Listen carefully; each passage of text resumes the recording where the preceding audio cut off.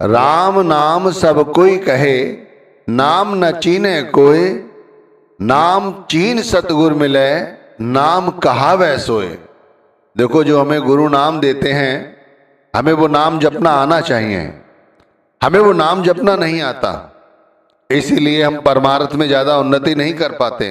लेकिन कुछ लोग ऐसे होते हैं, उन्हें नाम मिलता है और वो नाम मिलते ही नाम को सही तरह से जपते हैं, सही तरह से उसका सुमिरन करते हैं और बहुत जल्दी उन्हें अच्छे अच्छे अनुभव होने लगते हैं। तो ऐसा क्या है भाई? एक साथ ही तो सभी को नाम दान दिया जाता है, तो कुछ लोगों को ये समझ आ जाता है और कुछ लोगों को समझ क्यों नहीं आता? तो भाई, जिन लोगों को समझ आ जाता है तो इसका मतलब ये है कि भाई उनकी पहले से ही कुछ तैयारी है, चाहे उनके पुनर्जन्म के ऐसे कर्म रहे हों या इस समय भी वो उनकी लिव जो है वो गुरु के साथ, शब्द के साथ इस तरह से उनकी आस्था बनी हुई है कि वो बहुत जल्दी इस मार्ग पर तरक्की कर लेते हैं। अब जो नहीं कर पाते हैं वो संख्या कोई कम नहीं है, वो बहुत ज्यादा है। मैं कहता हूं ज्यादा संख्या ऐसे ही लोगों की है जो नाम दान मिलने के बाद भी सही तरह से इन पांचों नामों को नहीं जप रहे हैं। तो जैसे कहा है कि राम नाम सबको ही कहे, ये गुरु नाम तो हर व्यक्ति जप रहा है। जिसे नाम दान मिल गया है, कोई तो चौकड़ी लगाकर ध्यान पूर्वक नाम जप रहा है और कोई लोग चलते फिरते नाम जप रहा है, कोई बैठ के नाम जप रहा है, लेकिन ध्यान उसका सारे संसार में है। तो भाई, इस तरह नाम की बात नहीं बताई जा रही है। समझो, समझाया क्या जा रहा है कि नाम चीन सतगुरु मिले। कोई नाम को पहचानने वाला पूरा वक्त का संत सतगुरु मिल जाए, तब वो हमें नाम के साथ जोड़ सकता है और हम नाम के साथ जुड़ सकते हैं। भाई विचार करो, साधारण सी बात है कि जो मन सारी जिंदगी दुनियादारी की सोचता रहता है, यकायक उसे नाम दान मिल जाए, नाम भक्ति करने के लिए कहा जाए, तो वो मन नाम भक्ति कैसे कर पाएगा जो सारी जिंदगी दुनियादारी में ही उलझा रहा? भाई वो तो नाम जपते समय भी उसका मन, उसका विश्वास दुनियादारी में ही फंसा रहेगा। अब गुरु हमें परमात्मा से मिलाने की कोशिश करते हैं। हम क्या करते हैं? हम गुरु को ही परमात्मा का दर्जा दे देते हैं, हम गुरु को ही पूजना शुरू कर देते हैं और सोचते हैं कि हम सही कर रहे हैं, क्योंकि हमने अपने आप को मन मुताबिक, जो उन्होंने तो कुछ बताया लेकिन हमने उसे मन मुताबिक तरह से ढाल लिया। ऐसे नहीं होता। आमतौर पर हम सभी करते यही हैं। अगर हमें पता चले कि गुरु का भंडारा फला फला जगह है, हम वहां पहुंच जाएंगे। अच्छी बात है, गुरु के दर्शन करने जा रहे हो, इससे बड़ी और क्या बात होगी। लेकिन जो काम गुरु ने बताया वो सही तरह से नहीं हो रहा है। यानी शब्द जो परमात्मा है उसे आप नहीं समझ रहे हैं। जिसने वो शब्द दिया, हम उसके पीछे पीछे भाग रहे हैं, जबकि वो खुद हमें समझा रहे हैं, नहीं भाई, इन पांचों नामों को जपो। देखो, हमारे मन में पहले से ही बहुत सारी बातें हैं। जब हम नाम दान मिलता है उससे पहले हम एक पूरी जिंदगी जी लेते हैं। अब आप सोचो, सारी जिंदगी जिस दिमाग के अंदर दुनियादारी की बातें रही, वो ऐसे तो एक साथ खत्म नहीं हो सकती भाई। आप कितनी कोशिश कर लो, वो नहीं खत्म हो सकती। इसके लिए एक बहुत बड़ी प्रैक्टिस की जरूरत है, बहुत बड़ी मेहनत की जरूरत है। हम और आप सभी एक जैसे ही हैं, लेकिन हम में से कोई एक ऐसा निकल जाता है जो मन को अपने वश में कर लेता है। हालांकि ये संभव नहीं है, लेकिन प्रैक्टिस द्वारा ये संभव होता है और इसी को गुरु कृपा कहते हैं। और ये नाम की कमाई द्वारा ही संभव है। देखो, जब भी गुरु हमें समझाते हैं तो शब्दों का प्रयोग करते हैं और हम उन्हीं शब्दों को अपने मन मुताबिक, और पहले तो उन्हीं शब्दों को गुरु भी समझ लेते हैं। केवल वो गुरु है जो शब्द हमें जपने के लिए कहा जा रहा है, और दूसरा तीसरा कोई गुरु नहीं है। केवल वो शब्द है, और शब्द कहीं बाहर नहीं है। हमें दिया जरूर गुरु ने दिया है, लेकिन वो शब्द पहले से ही हमारे अंदर है, बस उसे बाहर लाना है, उसके साथ जुड़ना है, और फिर बाहर लाकर, मतलब फिर उसके साथ जुड़कर फिर अंदर में ही समाहित हो जाना है। अब यदि कोई व्यक्ति कहे कि भाई वो शब्द धुन सुनता है यदि वो व्यक्ति कहे कि वह शब्द के प्रकाश को देखता है, यदि वो ये भी कहे कि वह गुरु के सूक्ष्म स्वरूप को देखता है, तो आप तुरंत फैसला कर लोगे भाई ये तो बहुत पहुंचा हुआ है। लेकिन भाई मैं कहता हूं लाखों में 100, 200, 500, ज्यादा से ज्यादा 1000, वो भी लाखों में कोई ऐसा है जो ये शब्द का प्रकाश, शब्द धुन ये सुनता है, देखता है। और गुरु के सूक्ष्म स्वरूप तक तो बहुत बड़ी बात है। अगर तुम्हें मेरी बात पे यकीन नहीं है तो भाई खुद अनुभव करके देख लो। इतना आसान नहीं है, जब कि हमारी तैयारी भी नहीं है। मैंने कहा ना कि जैसे ही नाम मिलता है कुछ लोगों को तुरंत पर्दे खुल जाते हैं, शब्द धुन सुनाई देने लग जाती है, कुछ लोग कुछ दिखाई देने लग जाता है, अच्छे अच्छे अनुभव होते हैं, और बहुतों को कुछ नहीं होता। जब गुरु बोलते हैं तब हम उनके शब्दों को सुनते हैं कि वह क्या कह रहे हैं। लेकिन जब पूरा गुरु बोलता है, ध्यान रखिए, जब पूरा गुरु बोलता है और जब वो शांत हो जाता है, तब वो शांत जब हो जाते हैं तब कोई पूरा शिष्य ही वो जो क्या बोले हैं वो ये समझता है। वैसे हम तो यूं ही समझते हैं कि गुरु कह रहे हैं, हमारे भले के ही कह रहे हैं। गुरु कहते हैं नाम नाम सत्य है।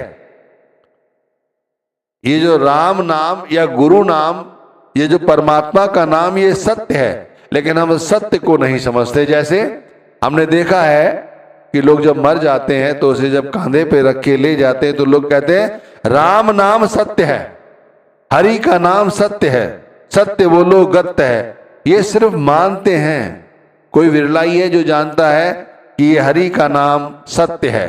और इस सत्य की खोज करने के लिए हमें क्या करना होगा? ये आत्मा जो हमारे शरीर के अंदर है, इस आत्मा तक जाकर राम नाम या गुरु नाम जो हमें नाम दिया है, इसकी रसाई, उसकी खोज करनी पड़ेगी अपने अंदर जाकर।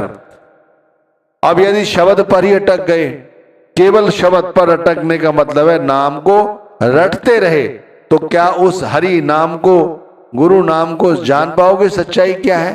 परेशानी हमारी यही है सभी की कि हम हरि नाम या गुरु नाम को सही तरह से नहीं जपते। हमारे और आपके कुछ ऐसे ही परिचित हैं जिनका अंत समय बड़ी ही दुर्गति हुई और उन्होंने नामदान लिया हुआ था। अब उन्होंने नामदान लिया, उनकी अंत समय बड़ी दुर्गति हुई। अब जब निर्णय लिया कि ऐसा क्यों हुआ, तो हम पाते हैं कि उस समय भी अंत वेले भी उनकी आसक्ति, उनकी तृष्णा कभी शांत नहीं हुई।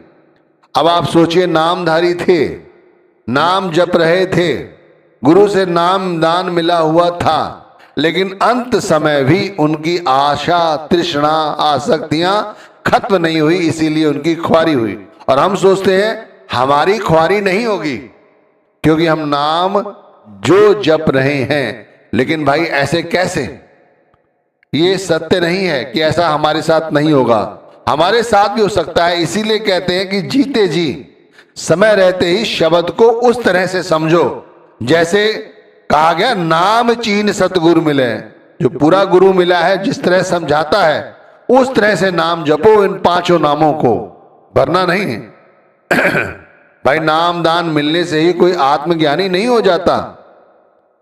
नाम दान मिलने पर यदि सभी लोग आत्मज्ञानी हो जाते और नाम की कमाई ना करते तो भाई यहां सारे आत्मज्ञानी ही घूम रहे होते। पर ताज्जुब यही है कि यहां आत्मज्ञानी कोई नहीं है। लोगों ने अपने आप को नाम ज्ञानी बनाया हुआ है। नाम ज्ञानी नहीं, आत्मज्ञानी बनो। नाम को समझो कि नाम है क्या। नाम वो सत्य है, यदि इसके साथ जुड़ जाओगे तो फिर संसार में हमारी जो हस्ती है उसे कोई भी हमसे चुरा नहीं सकता, उसको कोई हानि नहीं पहुंचा सकता। अब बात जो महत्वपूर्ण है वो कर लेते हैं कि यदि चाहते हो कि नाम के साथ वाकई में जुड़ना चाहते हो तो हम क्या करें। तो शुरुआत यहां से करो कि भाई सबसे पहले परमात्मा के नाम की सही तरह से अनुभूति करो, गुरु नाम को सही तरह से जानो। और उसके लिए हमें क्या करना होगा? सबसे पहले अपने अंतःकरण को पूरी तरह से साफ करो। अंतर से जो भी भरा हुआ है वो सब खाली करो। इसमें केवल शब्द बैठे, गुरु यहां ठहरे। यह ध्यान में रखते हुए जो कुछ भी भरा हुआ है वो सब निकाल कर बाहर फेंक दो। यह कहने से नहीं होगा, इसे करने के लिए तैयार हो जाओ। सारी आसक्तियों को त्यागो, सारी कामनाओं को त्यागो। प्रसन्न चित्त होकर गुरु का ध्यान करते हुए यहां शब्द को बिठाओ। कहने का मतलब है, जितनी हमारी आसक्तियां हैं कि हमें अपने परिवार को पालना है, जितनी हमारी आसक्तियां हैं कि हमें ये सब मिल जाए, जितनी हमारी कामनाएं हैं कि हमें अपने पुत्र को, अपनी पुत्री को, अपनी पत्नी को, ये सब वो सब, ये सब बातें हटाओ। ये हमारे शरीर में तो पहले से ही है। ये घर, ये परिवार, ये आसक्तियां, ये मनोकामनाएं, ये सब कुछ पहले से ही हैं। तो भाई ये यदि ना भी हो तब भी हमें कोई फर्क नहीं पड़ने वाला। यदि ये नहीं होंगी और उस जगह केवल हरि का नाम होगा, परमात्मा का नाम होगा, तभी उत्तम है। तो सबसे पहले इन विचारों को त्यागो जो हमें संसार की ओर खींचते हैं। उन विचारों को त्यागो, उन माया के बंधनों को तोड़ो जिनसे हम चिपके हुए हैं। भाई ये समझते हो कि हम दिन में पुस्तक पढ़ लेते हैं या सप्ताह के सप्ताह जाके सत्संग सुन लेते हैं, इससे काम बन जाएगा, या सेवा कर लेते हैं तो काम बन जाएगा? नहीं भाई, ये कथनी का मार्ग नहीं है, ये करनी का मार्ग है। जब करोगे तभी कुछ बनेगा। तुध विन होर कुछ मंगना, सब दुखा दे दुख, देह नाम संतोख या उतरे मन की भूख। गुरु साहिब कहते हैं, तेरे सिवाय जो भी कुछ मांगते हैं वो सब दुख है और दुख ही देते हैं। अगर सच्चा संतोष आता है, सच्ची अंतर की भूख खत्म होती है, तो केवल तेरे नाम की भजन बंदगी द्वारा ही होती है। ध्यान रखो और गांठ बांध लो। मैं कहता हूं सच्ची तरह से ध्यान रखो और इसे गांठ बांध लो। इस बात को कभी मत भूलो कि अंतर ज्ञान या अंतर बोध केवल और केवल निजी अनुभव द्वारा ही होगा। सत्संग सुन लिया और उसे अंदर नहीं गुनगुनाया, उस पर अमल नहीं किया, शब्द ले लिया, नामदान ले लिया और शब्द को नहीं दोहराया, नहीं जपा श्वासों श्वास, तो कुछ नहीं बनेगा। मैं आपसे कहता हूं कि जब भी यह इच्छा हो जाए कि अब मन में खुद से मिलना चाहता हूं, बहुत से लोग तो ऐसे हैं, नामदान मिल चुका है, सुमिरन करते हैं, भजन करते हैं, लेकिन उनसे कभी उनका परिचय ही नहीं हुआ। पर मैं कहता हूं जब इच्छा हो कि मैं पहले खुद को जानूं कि मैं हूं क्या, और ये जिज्ञासा हो, तभी अंदर और अच्छी तरह से प्रवेश कर सकते हो। तो इसके लिए क्या करना है? जैसे नामदान मिल गया और पांचों शब्दों को किस तरह से जपना है, तो शुरुआत यहां से करो। एक शांत प्रिय वातावरण में किसी स्थान पर आसन लगाकर बैठो, आंखें बंद करके सर की चोटी से लेकर और पैर की तर्जनी उंगली तक अपने अंतर के अपना निरीक्षण करो, अपने आप को देखो, निहारो। तब तक निहारते रहो जब तक खुद की शक्ल दिखाई ना दे, और जब अपनी शक्ल दिखाई देने लगे फिर इसी तरह से थोड़ा साक्षी बनो और गुरु के स्वरूप को आज्ञा चक्र पर ले आओ। जब गुरु का स्वरूप आज्ञा चक्र पर आ जाए तब धीरे धीरे से नाम जपना शुरू करो। जब धीरे धीरे नाम जपना शुरू करोगे, वो भी प्रेम और प्यार के साथ, तब अपने आप धीरे धीरे अंतर की जो मैल है, अंतर की जो आसक्तियां हैं, अंतर की जो कामनाएं हैं, वो अपने आप धीरे धीरे बाहर स्वतः ही निकलती रहती हैं और हमें पता तक नहीं चलता कि हम कब कितने बड़े अभ्यासी बन गए। और ये जैसे जैसे करते रहोगे, संसार के सारे प्रपंच और वासनाएं